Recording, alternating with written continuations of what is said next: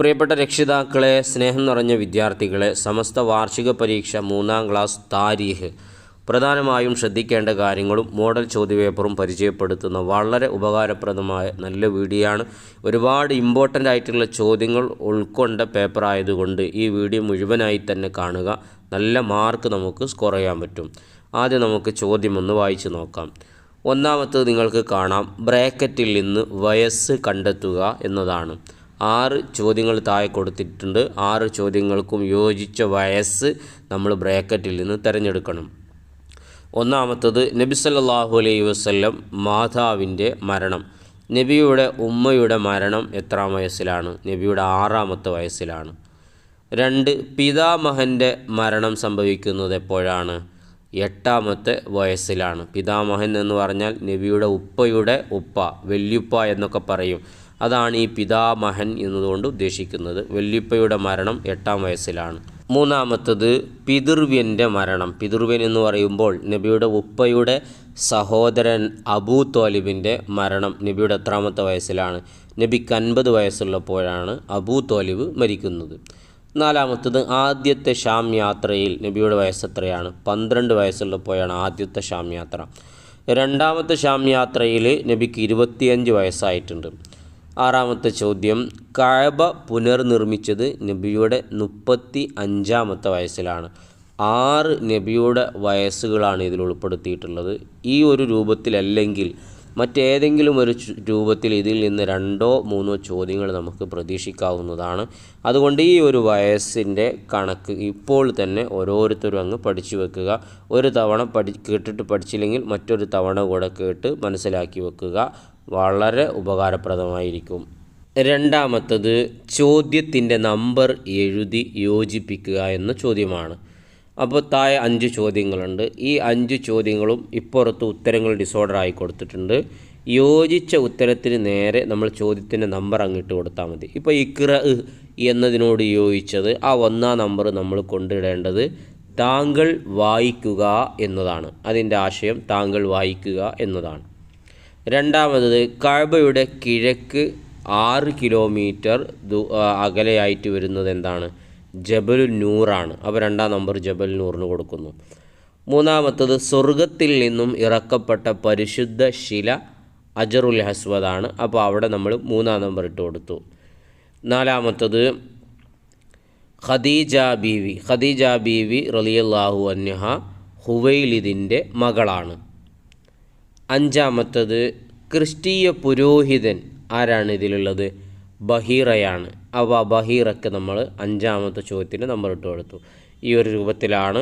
ഇതുപോലത്തെ ചോദ്യങ്ങൾ വന്നാൽ ശ്രദ്ധിച്ച് കൈകാര്യം ചെയ്യുക, മാറിപ്പോകരുത്. ഇനി 3ാമത്തത്, 2 വീതം എഴുതാം എന്ന പ്രധാനപ്പെട്ട ചോദ്യങ്ങളാണ്. 2 അവിടെ പറ്റുന്നതൊക്കെ എഴുതി കൊടുത്തിട്ടുണ്ട്. എല്ലാം മനസ്സിലാക്കി വെക്കുക. ചിലപ്പോൾ പൂരിപ്പിക്കാനോ ബ്രാക്കറ്റിൽ നിന്ന് തിരഞ്ഞെടുത്ത് എഴുതാനോ ഒക്കെ ചോദിച്ചേക്കാം. അപ്പോൾ അത് വായിക്കുന്നതിന് മുമ്പ് ഇനിയും നല്ല നല്ല വീഡിയോകൾ വരും വർഷങ്ങളിൽ നിങ്ങൾക്ക് ലഭിക്കുന്നതിന് വേണ്ടി ഈ ഒരു ചാനൽ കൂടെ ഒന്ന് സബ്സ്ക്രൈബ് ചെയ്യുക. അതാണ് നിങ്ങൾ ഞങ്ങൾക്ക് നൽകുന്ന സമ്മാനം. ഒരു ലൈക്ക് ഇപ്പോൾ തന്നെ കൊടുത്തേക്കുക. ഉപകാരപ്പെട്ടെങ്കിൽ അവസാനം നന്ദി അറിയിച്ച് അൽഹംദുലില്ലയോ താങ്ക്സോ ആമീനോ എന്തെങ്കിലും ഒന്ന് കമൻറ്റിൽ അറിയിക്കുകയും ചെയ്യുക. ഖദീജ ബീവിയുടെ ഗുണങ്ങളിൽ നിന്ന് 2 കാര്യസ്ഥത എന്ന് പറഞ്ഞാൽ എല്ലാ കാര്യങ്ങളും വൃത്തിയായി നോക്കാനുള്ള ഒരു കഴിവ്, അപാരമായ കഴിവ്. അതാണ് കാര്യസ്ഥത കൊണ്ട് ഉദ്ദേശിക്കുന്നത്. പിന്നെ ബുദ്ധികൂർമ്മത, ഭയങ്കര ബുദ്ധി, ഓർമ്മശക്തിയാണ്, നല്ല ബുദ്ധിയാണ്. അതുപോലെ തന്നെ ഭർതൃസ്നേഹം, ഭർത്താവിനോടുള്ള സ്നേഹവും പെരുമാറ്റത്തിലൊക്കെ വളരെ ഉഷാറായിരുന്നു. പിന്നെ ഔദാര്യം തുടങ്ങിയ ഗുണങ്ങളുള്ള ഒരു ധനികയുമായിരുന്നു ഖദീജ ബീവി. അപ്പോൾ നമുക്ക് ഇഷ്ടമുള്ളത് ഓർമ്മ വരുന്നതൊക്കെ എഴുതി കൊടുക്കാം. എഴുതുന്നത് കൂടെ അക്ഷരപ്പിഴവില്ലാതെ എഴുതാൻ ശ്രദ്ധിക്കണം. 2ാമത്തത്, നബി സല്ലല്ലാഹു അലൈഹി വസല്ലമ തങ്ങൾക്ക് പ്രവാചകത്വത്തിൻ്റെ സൂചകമായി അനുഭവപ്പെടാൻ തുടങ്ങിയ അത്ഭുതങ്ങൾ. അപ്പോൾ ഞാനൊരു പ്രവാചകനാകാൻ പോകുന്നു എന്ന നിലക്കുള്ള സൂചനകൾ നബിക്ക് ആദ്യമേ കിട്ടിയിരുന്നു. അതിൽപ്പെട്ടതാണ് ചില അശരീരികൾ കേൾക്കുക, ചില ശബ്ദങ്ങൾ ഇങ്ങനെ കേൾക്കും. അതുപോലെ തന്നെ ശക്തിയായ പ്രകാശം കാണുക, നല്ല വെളിച്ചം കാണുക. പിന്നെ കല്ലുകൾ, മരങ്ങൾ മുതലായവ നബിയോട് സംസാരിക്കുക. പിന്നെ നല്ല സ്വപ്നങ്ങൾ കാണുക, കണ്ട സ്വപ്നങ്ങളൊക്കെ ഫലിക്കുക, ഇതൊക്കെ നബി സല്ലല്ലാഹു അലൈഹി വസല്ലമ തങ്ങൾ പ്രവാചകത്വത്തിൻ്റെ സൂചകമായി അനുഭവപ്പെട്ടു തുടങ്ങിയ അത്ഭുതങ്ങളാണ്. ഓർത്തു വെക്കുക. ഇനി നാലാമത്തത് ഒറ്റവാക്കിൽ ഉത്തരം എഴുതാമെന്ന ചോദ്യങ്ങളാണ്. അതിലൊന്നാമത്തത് നബി സല്ലല്ലാഹു അലൈഹി വസല്ലമ തങ്ങൾ ഹലീമ ബീവിയോടൊപ്പം താമസിച്ചു. 4 വർഷമാണ് താമസിച്ചത്.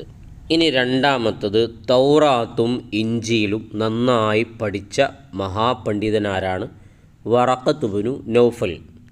മൂന്നാമത്തത് ഏകാന്തവാസത്തിനായി നബി സല്ലല്ലാഹു അലൈഹി വസല്ലമ തങ്ങൾ തിരഞ്ഞെടുത്ത ഗുഹയാണ് ഹിറാ ഗുഹ.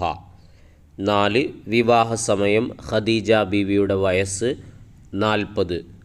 5 ഖദീജ ബീവിയുടെ സേവകനാരാണ്? മൈസറത്ത്. സഹായിയായിട്ടുള്ള വ്യക്തി ആരാണ്? മൈസറത്ത്. ആ മൈസറത്തിനെയാണ് നബിയുടെ കൂടെ പറഞ്ഞയച്ചതെന്നൊക്കെ ഓർമ്മയില്ലേ? ഇനി അഞ്ചാമത്തത് പൂരിപ്പിക്കാം എന്ന ചോദ്യമാണ്. ഇതുപോലത്തെ ചോദ്യങ്ങൾ എന്തായാലും നമുക്ക് പ്രതീക്ഷിക്കാം.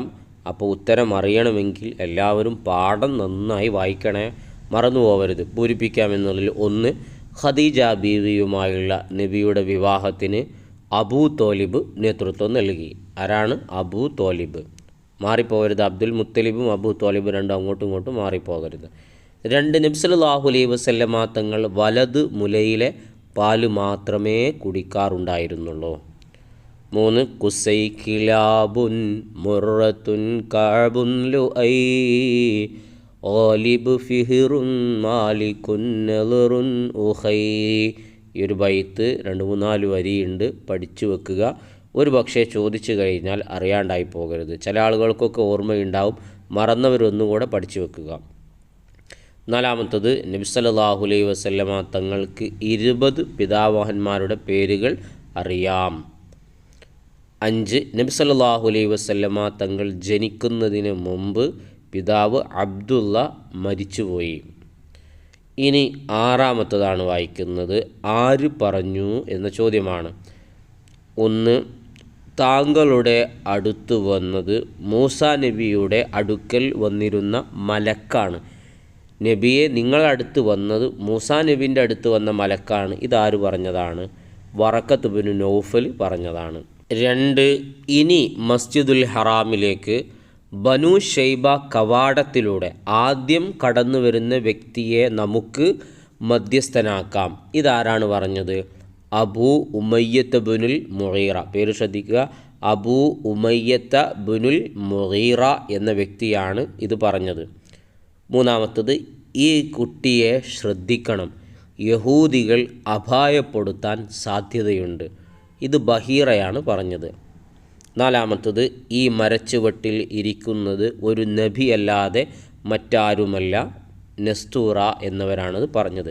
അപ്പോൾ ഇതിലെ വിഷയങ്ങൾ മറ്റേതെങ്കിലും ഒരു രൂപത്തിൽ നമുക്ക് പ്രതീക്ഷിക്കാം, അത്രയും ഇമ്പോർട്ടൻ്റ് ആണ്. ഇനി 1 ഉത്തരം എഴുതാം എന്നതാണ് വായിക്കുന്നത്. വറഖത്തിൻ്റെ സമീപത്തേക്ക് നബി തങ്ങളെ കൊണ്ടുപോയതാരാണ്? ഖദീജ ബീബി റളിയല്ലാഹു അൻഹയാണ് കൊണ്ടുപോയത്. 2 നബി തങ്ങൾക്ക് വഹിയായി ആദ്യം ലഭിച്ച വചനം ഏതാണ്? ഇഖ്റ എന്ന വചനമാണ്. 3 നബി സല്ലല്ലാഹു അലൈഹി വസല്ലമ തങ്ങൾ വളർന്ന കാലത്തുണ്ടായിരുന്ന തിന്മകൾ ഏവ? അക്രമം, അനീതി, ബിംബാരാധന, മദ്യപാനം, ചൂതാട്ടം, ഇതൊക്കെയാണ് നബിതങ്ങൾ വളർന്ന കാലത്തുണ്ടായിരുന്ന തിന്മകൾ. ഇനി 4 ഹജറുൽ അസ്വദ് കഅബയുടെ ഏത് മൂലയിലാണ്? തെക്ക് കിഴക്ക് മൂലയിൽ. തെക്ക് കിഴക്ക് മൂലയിൽ, ഓർത്തു വെക്കണേ, തെക്ക് കിഴക്ക് മൂലയിൽ. 5 മാഉ സംസം ഉറവയെടുത്തത് എവിടെ നിന്ന്? മക്കയിൽ നിന്ന്. 6 മക്കയുടെ മറ്റൊരു പേരെന്താണ്? ബക്ക എന്നും ഉമ്മുൽ ഖുറ എന്നും മക്കയ്ക്ക് പേരുണ്ട് എന്ന് നമ്മൾ പഠിച്ചതല്ലേ. വായിച്ചു കഴിഞ്ഞതിലൂടെ ഒരുപാട് വിഷയങ്ങൾ നമ്മൾ മനസ്സിലാക്കി കഴിഞ്ഞു. ഒരുപാട് കഷ്ടപ്പെട്ടിട്ടാണ് ഈ വിഷയം നിങ്ങളിലേക്ക് എത്തിക്കുന്നത്. സബ്സ്ക്രൈബ് ചെയ്യാത്തവരുണ്ടെങ്കിൽ ഒന്ന് ചെയ്ത് സപ്പോർട്ട് ചെയ്യുക, ഒരു ലൈക്ക് കൊടുത്തേക്കുക. അള്ളാഹു എല്ലാവർക്കും പരീക്ഷ എളുപ്പമാക്കട്ടെ. കമൻറ്റിൽ ആമീൻ എഴുതുന്ന എല്ലാ വിദ്യാർത്ഥികൾക്കും അള്ളാഹു തആല എല്ലാ പരീക്ഷയിലും ഉന്നതമായ വിജയം നൽകി അനുഗ്രഹിക്കട്ടെ എന്ന് ദുആ ചെയ്യുകയാണ്. നാളെ അവസാനത്തെ പരീക്ഷയാണ്. ഇനിയും ഒരുപാട് നല്ല നല്ല വീഡിയോകളുമായി വരും കാലങ്ങളിൽ നമുക്ക് വീണ്ടും കണ്ടുമുട്ടാം. ഈ ഉസ്താദിനു വേണ്ടി നിങ്ങളൊക്കെ ദുആ ചെയ്യണം എന്ന് അറിയിക്കുകയാണ്.